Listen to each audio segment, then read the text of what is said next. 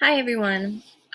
So for my project, I decided to research sip and puff systems. Chapters 10 and 11 in our book really made me interested in some of those lower incidence disabilities, such as physical ones. And a sip and puff system really helps those students with very low mobility. So let's get started. What is a sip and puff system? It's a unique input method for individuals with limited mobility that interprets a user's breath using a sensor connected to a tube held in the user's mouth. They're for people with loss of mobility. It allows them to use the same devices as everyone else in a way that doesn't require the use of their arms and hands.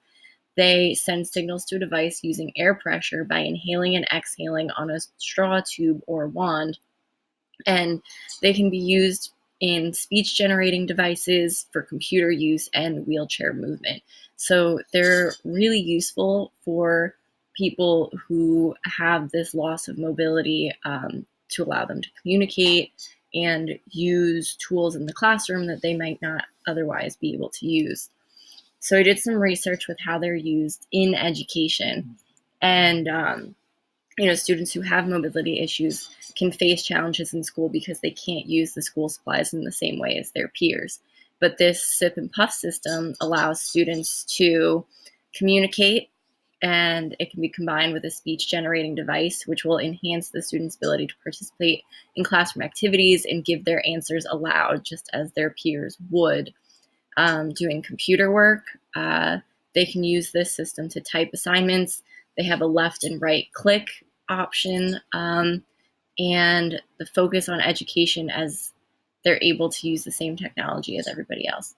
And by movement, they can use this to move their wheelchair because they may not be able to use their arms the same way that other people in a wheelchair might be able to.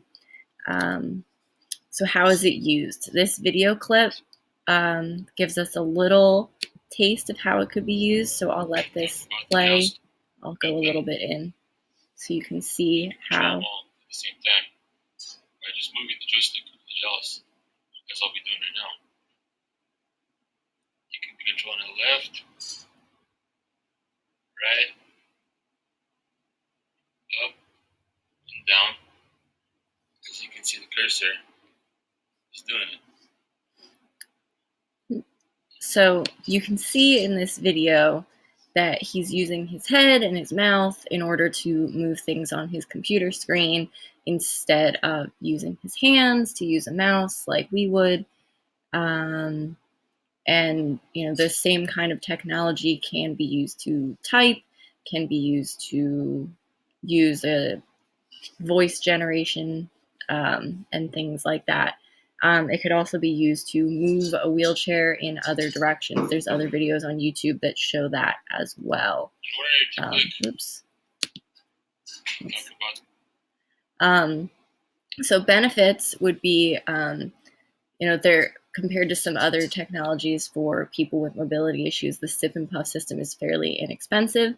They're adaptable. They can be placed on a desktop, the wheelchair itself, or any place that's easily accessible to the user. So they're pretty easy to move around if need be. It does not rely on head movement. I know the video I shared, he was moving his head back and forth, but it only relies on mouth movement, and it makes it, useful for people with severe disabilities. And it can be connected to other software, such as an eye tracking system for more natural expression. So some strengths and challenges. Strengths would be the user is independent. It gives the user a way to communicate with people around them, both in an education setting and also within the general community. And it can be used with different types of devices, like a wheelchair computer, and it can be used with different kinds of software. Some challenges, however, is that the user must be able to control their breathing as well as mouth and tongue muscles in order to use it. If they are so severely impaired, they may not be able to use this technology and may have to find something else. And also the user will still need to rely on someone else to set up this technology. And, if anything were to happen where it becomes unplugged, they would still need assistance to use it from there. And this is just some of my references. Alvernia University, another web sources. So thank you. I hope this was helpful and informative, and I look forward to seeing everyone else's.